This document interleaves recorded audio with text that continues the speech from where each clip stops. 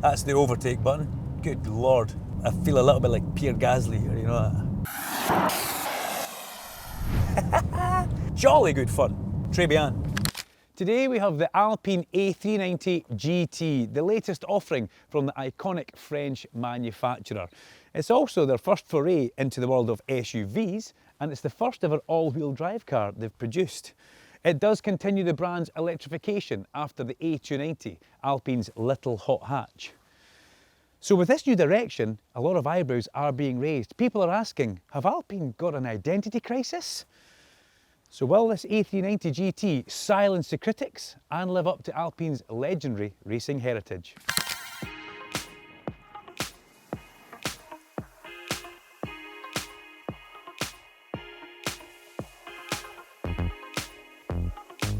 The A390 is one powerful electric beast. Its 3 e-motors deliver up to 470 horsepower, giving you a 0 to 62 of 4.8 seconds in this GT, and 3.9 seconds in the top GTS variant. That is guaranteed to pin you to the back of your very comfy Sabelt racing seat. But the A390 GT also boasts a very usable 345 mile WLTP range, thanks to its large 89 kWh battery. And being an SUV, it has plenty of practical boot space too. So, who is this car really for? Alpine are calling the A390 a racing car in a suit. So I guess I better go and get my glad rags on and see how it drives. As we get to the car, the first thing you'll notice is the cockpit, and it's called Feel at One. That's what Alpine want you to think when you're in this. And you do feel a lot of stuff. For instance, the Sabelt bucket seat, which hugs your body, gives you quite a firm yet comfortable ride.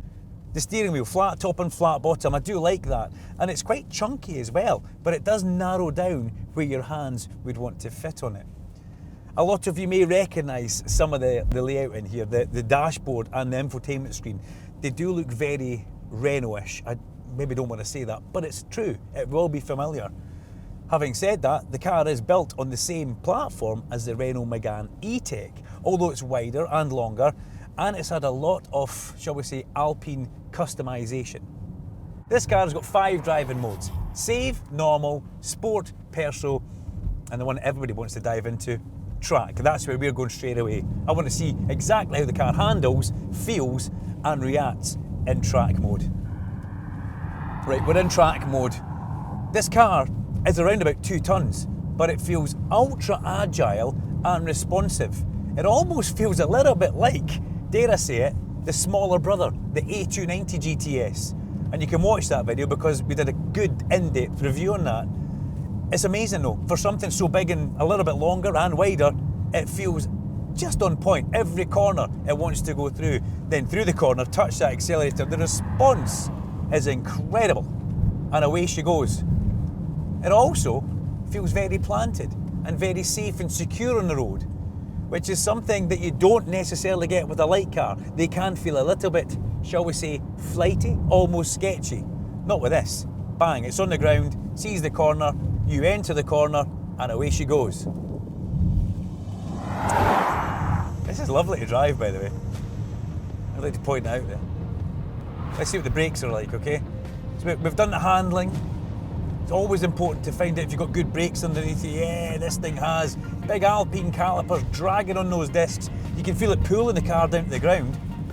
And then into a lovely little series of S-bends. There's one apex. There's my next apex. Another one over the hill. Woo, in we go. A little bit light over the top there, but then it gets planted as we come through. Jolly good fun. Active torque vectoring. Do you know what that is? Well, I'm going to tell you. On this car, we've got 3 motors, 1 on the front and 2 on the back.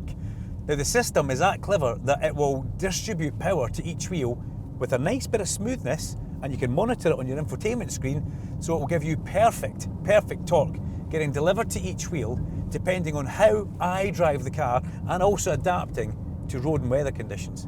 How clever is that? Now, the Alpine A390 is up against another Alpine that I absolutely love. Remember my love affair with the A110. How does it feel? Well, they're completely different cars, looking for completely different people in my eyes. But it does feel good. For something that's so big and so heavy, 2 tons, it does feel nice and agile, which was very much a good trait of the A110. And this is the same feel. As you turn it into a corner, it wants to go, as all cars do, but it just feels nice and nimble for something that is nowhere near the size of that gorgeous, gorgeous little A110. And if you need some tips and tricks to tune your skills up to Pierre Gasly level, the A390 comes with a very unique telemetrics app. It lets you track your driving performance, set yourself challenges and get feedback. Très cool. Okay, you're not going to buy an Alpine if you want to blend in with the crowd.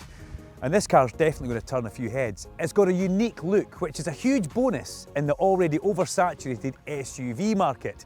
Now, Alpine are calling this a sports fastback, and you can definitely see a lot of its racing DNA in the exterior.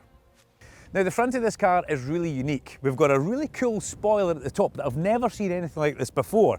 And that and the cosmic dust lights are a bit of a nod towards Alpine's World Endurance Le Mans programme with their A424 hypercar. It looks so cool. On the side we've got snowflake inspired alloy wheels with specially created Michelin tyres that are actually stamped for the Alpine A390. We've got a black roof, we've got black bottom. It breaks up the colour scheme very well, and the whole shape of it towards the back is nice and flowing. Now, there's also lots of French flags in this car because it's made in Dieppe, which is the home of the A110.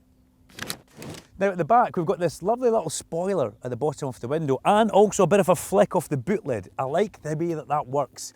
A light bar, fully illuminated with the Alpine name proudly illuminated as well. We've got a cool down the bottom diffuser which works well with the whole bumper, and on the side we've got these extra elements with reflectors. That's just to make it nice and aerodynamic. So basically overall the whole concept of this car is designed to give you that aerodynamic edge when you're trying to gain mileage. So it's undeniable, the A390 is fast, responsive, and they've stayed true to their racing roots. It may well call itself a racing car in a suit, but it's also an electric crossover SUV. This car isn't purely a toy for the weekend getaway or the track day. Alpine want this to be your daily driver. The car that expands the brand's appeal from pure enthusiast to general public. Inside the A390 GT is stunning, very plush, typical Alpine. They give you some nice finishing touches. I need to add as well, we've got the upgraded Sabelt seats and we've also got a nice Alcantara finish on the roof. It doesn't just stop there, it comes down the side pillars, along the doors and across the joining seam in the dashboard. It's stunning. The steering wheel's fine, it's great, fits my hands. I love the dashboard and the actual centre infotainment screen. You come down from that, you've got a couple of USB-C chargers and a wireless charging mat. Your driving controls are nice and simple to use and there's real physical buttons in here. And storage, well, it's plentiful. You've got some under your armrest, under the substantial centre console, and everything else is lined, which is key. That's the finishing touches, the finer details that Alpine give you, and it just finishes the car well. Into the back, the same comfort continues. You've got the nice cool design of seats, but what you don't have is a middle armrest. You have got a bona fide middle seat for your passenger though. That's something you don't get in a lot of cars. Good headroom, good legroom. You've got air vents down here. There's a couple of USB-Cs as well, and it just feels nice and plush. The boot behind us, 532 litres of boot space. Put the seats down, you get 1,643 litres of boot space. The car also comes with 360-degree cameras and there's rear auto emergency braking, just in case you get too close to mum's plant pots. If you like the look of the Alpine A390 and you want to book a test drive, head over to arnoldclark.com, where you can find over 20,000 new and used cars. At Arnold Clark, we make it easy. So we've covered all the racing driver bits, but how does the A390 actually handle for day-to-day life? I really like the regenerative braking in this car because, unlike others, it's so easy for you to access. It's actually on the steering wheel. You've got 4 levels and 1 pedal driving. You can have it almost off, so the car just sails along as you come down a hill. You don't need to touch the accelerator, away she goes. Get to a corner, just give it a couple of turns on your dial and you can feel the car being held back. And the positiveness of that is it puts charge back into the battery, which gives you extra range. Now, range anxiety may be a thing of the past with EVs, especially with this car. 345 miles of range, as we mentioned earlier on, but it's got a pretty smart app in it. It's got Route Planner with Google built into it. So you can plot your journey and it will dynamically analyse how you're driving and predict when and where is best for you to stop and top up charge. So there you go. It may be a thing of the past, the old range anxiety. Now this car has all the usual safety features. As you know, I love these things. Adaptive cruise control is possibly my favourite one whenever I'm driving on a motorway, but this is something a little bit extra. It's got active driver assist, and that will bring you to a complete halt at a set of traffic lights behind another car. Right, here's one. Those of you who are in the prime of your life, like me, middle-aged, if you have a sore back, don't worry, the Alpine has got you covered. Not only does it give you heated seats in the front, it also gives you massage seats in the front. So if you do have a little bit of a niggle in that back, the Alpine's got you covered. Okay, let's talk pricing. The base model, the GT, comes in at £61,390. The top of the range, the GTS, £69,390. See what they did with the numbers there. And when you look at competitors, well, direct competitors are quite hard to find. We do have the Porsche Macan, which is maybe a little bit heavy on the pocket when you look at it, and the Hyundai Ioniq 5N, which comes in at the same price. We had a great time reviewing that car, but it's maybe not as refined and sophisticated as this. This really is a great offering from Alpine. As a huge fan of Alpine since their relaunch with the A110, I have to say I was quite sceptical of this car before I drove it. However, I was wrong. It is a joy to drive. Is it the A110? No, but it's not meant to be. It's a unique electric crossover that carries Alpine's racing soul. So has Alpine got an identity crisis? Well, I think they know exactly what they're trying to do. Will this car appeal to everybody? No. But to the grown-up Alpine enthusiast, who maybe has the kids and the dog, this car proves that you don't need to give up your passion for driving when life moves on. But let me know what you think. Get behind the wheel of one and put some comments in the box. I'm Duncan Vincent. This is the Arnold Clark YouTube channel. Make sure you like and subscribe and hit that bell icon so you never miss an upload from us. And until next time, safe driving.